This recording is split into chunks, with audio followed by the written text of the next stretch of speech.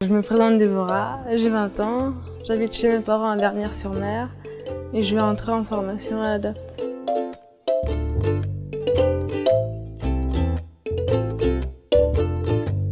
Le travail d'autonomie peut passer par une étape d'intégration dans un foyer de jeunes travailleurs. Comme je dois faire une formation à l'ADAPT et que j'habite loin, je suis accompagnée par une éducatrice pour visiter ma chambre et rencontrer l'animatrice du FJT. Je suis Sabine Le Grusset, je suis responsable de service au foyer Notre-Dame à Caen. Ici, nous accueillons des jeunes femmes de 16 à 30 ans en insertion professionnelle, donc soit vers la formation, soit vers un emploi. C'est un accompagnement dans la gestion de la vie quotidienne, la gestion de budget, mais ça peut être aussi sur plein de petites choses courantes comme apprendre à faire la cuisine par le biais d'ateliers et d'activités collectives. Alors, les règles de vie sont toutes simples, c'est une vie en communauté avec calme, tranquillité et la sécurité puisqu'il y a des règles d'entrée et de sortie au FJT pour les jeunes accueillis et les visiteurs. On travaille en partenariat avec les services sociaux, donc services de la protection de l'enfance, mais aussi d'accompagnement des jeunes en situation de handicap. On est vraiment en lien avec les services, de sorte que les objectifs que le service pose sont les objectifs aussi qu'on pose avec les jeunes au FJT, ce qui permet un accompagnement complet du jeune. On accueille des jeunes qui sont en voie d'insertion professionnelle, mais on les stabilise déjà par le logement, ensuite pour atteindre des formations ou un emploi en fait.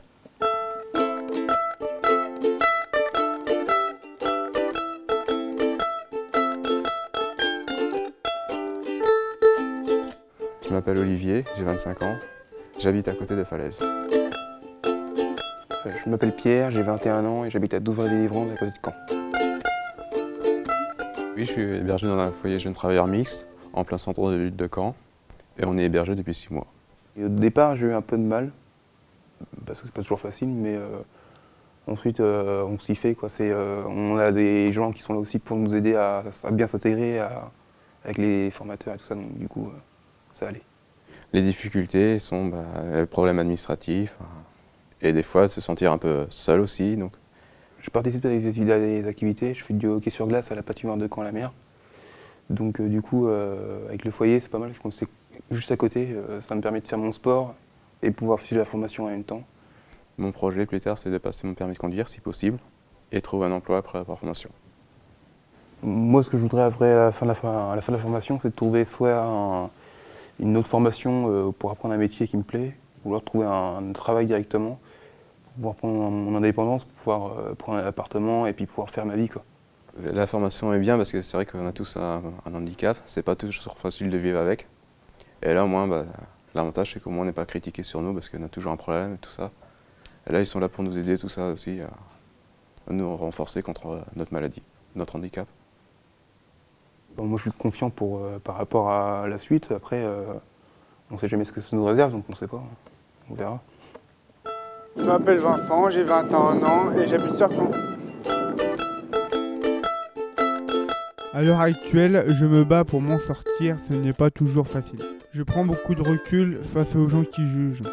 Je me dis que je dois rester les pieds sur terre et garder le nord.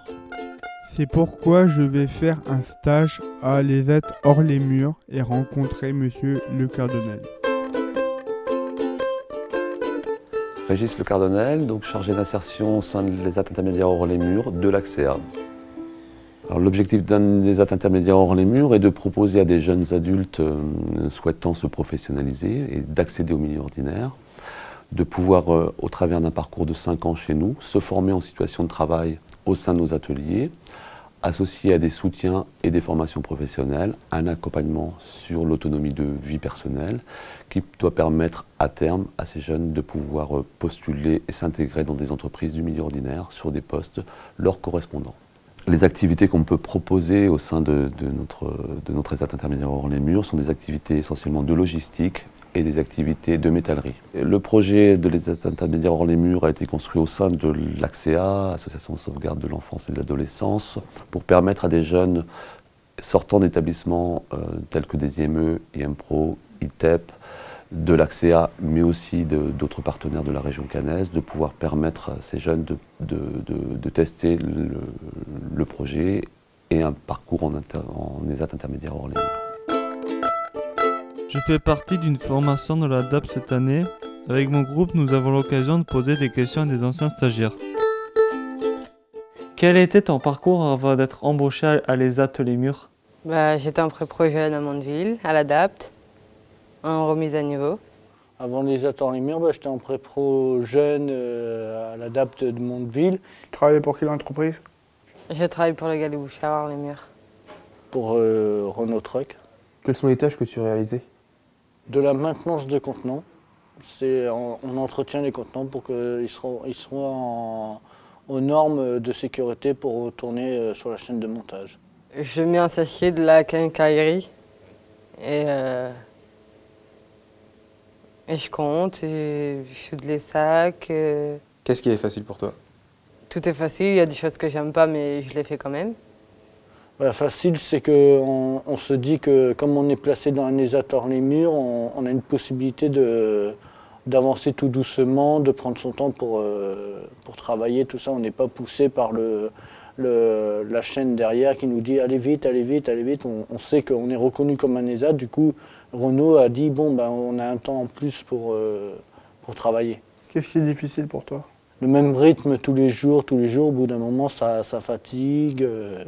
Au bout d'un moment on commence à fatiguer, au bout des fois on en a marre. Et des fois on baisse un peu les bras mais on essaie de remonter la pente. Mettre les lames, c'est dur, c'est pas facile. Quels sont tes projets? Vu que je viens d'arriver, pour le moment il y en a pas vraiment. J'ai le projet de quitter la région et de partir plus dans le sud. Vu qu'il y a les vignerons, ça recherche beaucoup de soudeurs. Quel rêve as-tu? D'avoir mon permis de conduire et d'avoir la possibilité d'avoir une maison et d'avoir mon autonomie avec une maison un peu plus grande ou un appartement un peu plus grand. Non, il manque un truc, mais c'est perso. Handicap, rien ne nous empêchera d'atteindre nos objectifs et de garder le bon cap. Si nous sommes différents à partir de maintenant, je vais de l'avant, oui nous allons de l'avant. Obstacle, handicap, rien ne nous empêchera d'atteindre nos objectifs et de garder le bon cap. Si nous sommes différents à partir de maintenant, je vais de l'avant, oui nous allons de l'avant.